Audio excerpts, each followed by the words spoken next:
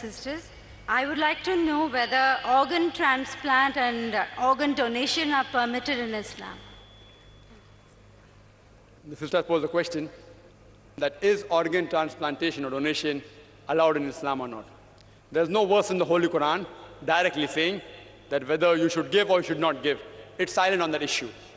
There were various conferences taking place by various ulama throughout the world, including in Malaysia, in Jeddah, in Riyadh, even here, on this issue where organ transplantation is allowed or not.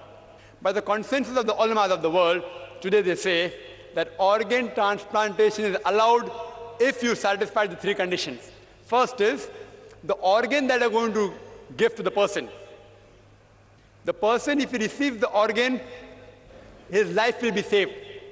Only if his life is in danger, and then if he wants the organ, then it's allowed.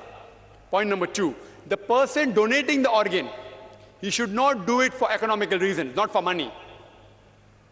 Not for getting 1 lakh rupees or 2 lakh rupees. Third is after the person donates the organ, it should not cause loss of his life. Today science tells that there are certain organs in the body, for example the kidney. One kidney is sufficient for a human being to survive and lead a normal life. The second is an additional. Suppose my mother, if she has both the kidney failure, and if I donate one kidney, surely Allah will not hold me responsible. So but natural, if it doesn't cause a loss to my life, I can't say I want to donate my heart. If my heart is taken out, I'll die. So I can't donate my heart. I can only donate those organs which will not cause loss to my life. And I should not do it for economical reasons, point number two. And third, it should save the life.